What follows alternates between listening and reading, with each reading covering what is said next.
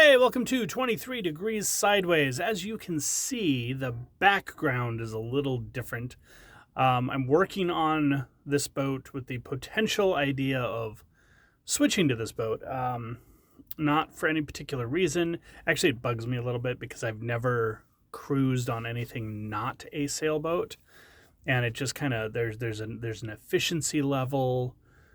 These powerboat hulls aren't designed to go through the water as efficiently, but the space is amazing, right? Like it's got like 6'6" headroom, and it's a foot and a half wider, and it's just like it's big in terms of space. The cockpit is much larger. Storage is not nearly as good as a slightly smaller. This is 2 feet longer than the our cruising sailboat, but storage is less. Like it's a design problem. You know, they try to make things as wide as possible, but then they cut out the side lockers. Like there's no lockers on the side. You don't get as many drawers. Like there's 2 drawers built in under this dinette, and there's space for 5 drawers, and there's just voids everywhere, and there's no real like good plan of access or storage. It's kind of a weird thing. Not really what the video is about, but you're going to notice the background, so that's why the background is here. Working on this, trying to give it a chance to see if it's going to work, because we do have a plan, goal, idea of trying to get into the Mississippi watershed from Florida, going across and going up the 10 Tom, and that's backwards, right? Going against the stream, against the current. But going into the inner rivers, Tennessee, the big lakes, getting up to, Ohio, going all the way to Pittsburgh. That would be the bucket list item, would be to go the wrong way to Pittsburgh. There's 3 rivers there, maybe there's a place to anchor out. So it's a thought. It's something, that's in my head. You have to come to terms with some things about the gasoline engines and speed and efficiency and how much fuel you use, but then how often do you move? And there's a whole big shift of stuff there. And of course, this is not an easy boat to electrify, so that's not going to be as much of a consideration as the electric project on the other boat. But it gives me maybe a different way to go electric later on, find a different particular boat that I'm looking for, and maybe even do it without having to live on it at the same time as I'm doing it. I don't know. We'll see. This is not a definitive change at this time, but it is a potential change. There, of course, is tons of work to do. The electric on this is old and insufficient and designed in that powerboat kind of mental map where it's like RV, everything's electric, AC, everything's designed for, assuming that you're going to be running the engines or shore power or a generator, which this doesn't have. There's space for one, though, because there's always space for one. That kind of stuff, that kind of mentality, like, more AC lights, AC fridge, that kind of stuff. I'm not really making this into an energy efficient boat is not a difficult project, not a super complex project. The wiring's pretty accessible. It's just there's more of it. It's a little weird. So it's possible, And this one has a hard top over the driving station half of the cockpit, and then a much larger external cockpit where you can like sit. It's actually a really good boat in terms of doing work, small crafty work that I tend to do just by habit. Like I can sit in the cockpit and actually stitch. I could hand sew an entire sail and not have a problem there. Of course, it doesn't use a sail, so that's kind of an interesting thing. Interesting to think about. Not really the topic of the video, so I'm going to get to the topic of the video, which is Reddit. Okay, Reddit, live aboard. Someone is talking about how he knows that boats and cost efficiency don't go together. Well, they do and they can. But he's looking in a few years, so not right now, to live on something that is 35 to 42 feet. He doesn't say sail, power, no reason for the length, no beam, no cabin count. Like there's no reason. This is just a random number in his head. So not a good sign of thinking. And he says he wants to be able to remotely live on for 4 to 7 days at a time. So what have you all bought, swapped, or done to keep the cost of living efficiently? That's his whole thing, cost efficiency. He keeps using this word, and I don't think it's appropriate. He does talk about, as you get further in the thread, he's looking at using this as a mothership running 60 miles one way to live aboard for 4 to 7 days at a time. Keeping refrigeration on during the time I'm away while fishing would be the primary energy need, but I'd like to be able to have some AC running when possible to keep the boat under 90 degrees once I return. Now, I don't know exactly what this means. Like, I'm not clear on where he's going. So I'm going to have to make some assumptions. He's either trying to anchor out a large boat as a mothership so that he can then take his dinghy and go fishing 60 miles away, which is like, I know trawler people who do this. I know people with large trawlers, 38-foot main ship type trawlers, Albans, 36s, stuff like that, who carry a John boat or a smaller Boston whaler, like a 14, 15 foot, on their deck as a dinghy, like a big power boat kind of dinghy. So it's possible. It does happen. You can use that as a fishing boat. 60 miles is a lot of distance to, like, I don't know where you're going that you need to be 60 miles away from where you're anchored, unless you're going ocean fishing. And if you're not doing, like, I would expect you to be using a 25-foot center console for that. Like, there's a lot here I don't get. And of course, if his assumption is that he's going to put it in a marina at a dock, and it's 60 miles away from where he lives, and he's using it as a mothership, and then he's got a trailer boat that he's going to use for the fishing, he just wants a place to live on these week fishing trips that's closer to the water. That's different, totally different story. But I don't know what he's asking. Like, none of this is very clear in the thread.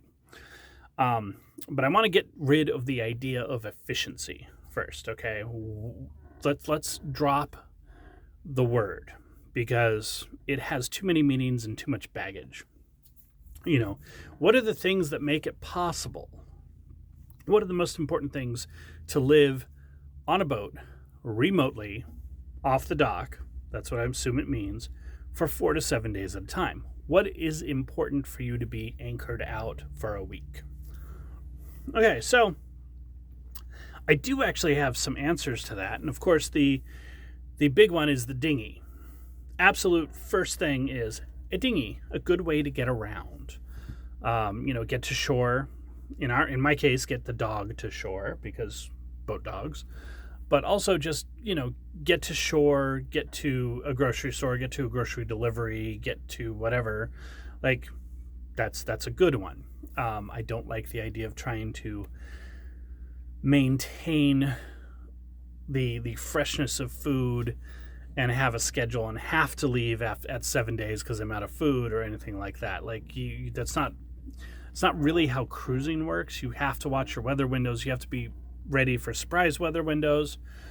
You have to be ready for when a storm comes up. So dinghy is number one. Number two is actually anchor and rode. Getting an all-chain rode and a reasonably sized anchor. It doesn't have to be the minimum, doesn't have to be the maximum. I'd go a little bit heavier than minimum, just an appropriate anchor, all-chain rode, or at least 100 feet of chain, like a lot of chain, because that's just going to make you more secure being out there. Makes sense. Other super big things that make it possible for me to anchor out for days on end, in addition to chain rode and dinghy, is enough solar and battery storage to handle running my refrigeration, and a washdown hose. Okay?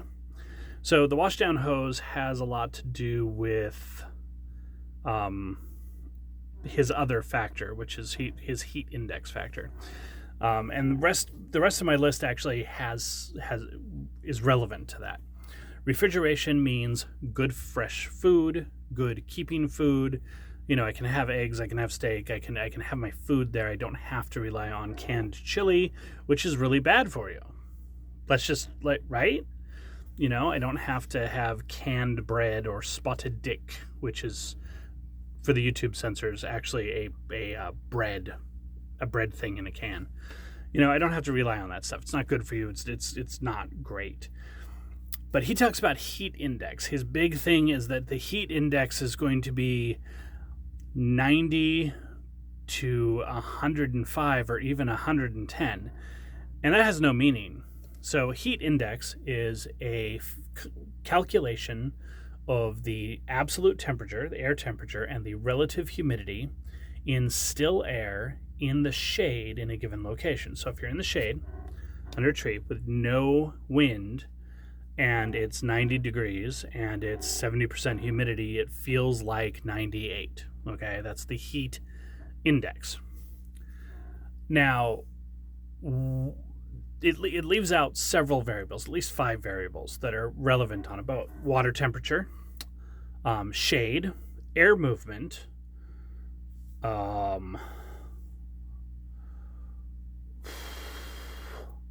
let's see, wind. So wind and interior air movement, like TAE, total air exchange, whether or not you have a wind scoop up at anchor to funnel air through the boat. Like all of this matters. Water temperature, insulation, like all of this is a big deal. But in terms of the actual heat index, air movement, water temperature absolutely are key. Wind and solar exposure, because you're not going to be under a shade tree. So this is all really important stuff. So I don't buy the heat index, and there's lots of ways people keep cool in hotter climates without running an air conditioner, the wind scoop being one of them. A raw water washdown hose is another fantastic one to think about, and it's a pump, like a bilge pump, and it pumps water out of the water, lake, ocean, whatever, and in through a hose. It's not super high pressure or anything, but it's good. You can wash your body off when you go swimming, or if you just need to cool down, you can just spray yourself with a hose, or your dog. You can also spray down the boat for super cheap, super easy, and it will drop. If you're having a heat problem inside the boat, that can drop your temperature 20 degrees instantly. And it's not going to last forever, but it's really good. And if you have shade, biminis, a foredeck tarp, shade tarp over your boom tent, that kind of stuff, that's going to be a big difference in your felt temperature, especially because there's usually a breeze if the water's involved.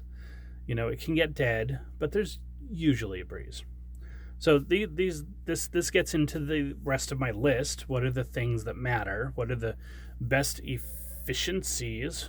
I'm not going to use the word for managing anchored out. So my food is a big one. Pooping is another big one. Like, you got to have the space to handle your waste. So what have I done to make that work? A composting toilet. The 12-volt fridge is just a great big deal as far as that goes. Some solar to run that. Swim, ladder, or platform is big, because you just jump in the water, man. It's the best way to handle the heat is to be in the water, because even if the water is 85 degrees because you're down in the Keys, it's not 90, right? Okay. Shaded outside hangout. So you need a place. Don't just shade cover the boat itself. Make sure that you have a place to hang out outside that is shaded. So bimini in the cockpit on the sailboat or a boom tent, bimini over your cockpit in a power boat, whatever, center cockpit, you need to have that boom tent rigged up, whatever it is. Shade, washdown hose, chain rod, swim ladder, platform. That's my big list. That's pretty much what I've got. Now, how to keep the cost of living down has a lot to do with the dinghy, making it easy to not have to spend money on expensive canned food that's bad for you. But also just gives you the ability to go out and do stuff and do other things rather than sit and spend money on Netflix on your boat. Because I've met a lot of people who kind of do that.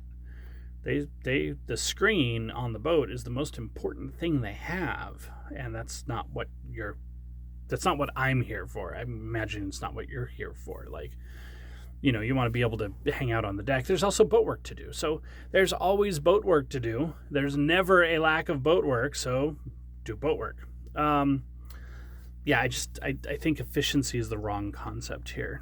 And heat index bugs me because it takes 2 out of 6 to 9 variables and tries to build a temperature picture out of them.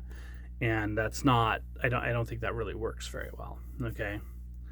It's, you know, heat times humidity in the shade with no air movement on shore. It's not realistic. 35 to 42 feet is also not realistic. Again, I don't know what kind of boat he's looking at, and I don't know what the mothership thing really means here. Like, you can't fish off your sailboat? I don't understand that. So if you're not at a dock, this is one guy who wants to go out for 7 days at a time, and then he's going to go back to shore. This isn't like permanent cruising, live aboard. Honestly, you're going to be fine with a 32-foot boat. You're going to be okay. You don't need 35 to 42 feet. There's just, if your goal is to be efficient, then don't spend all the extra money and maintenance on something you don't need that is inefficient for your purpose. You know, get a nice 33, get a nice 32, get an Islander 30. You'll be happy as a clam. So that's what I got. Been a while since I've done an update. We've been very, very busy doing stuff, and we'll continue to be busy doing stuff. So I'll hope to update you on projects and stuff again later this week. Stay sideways.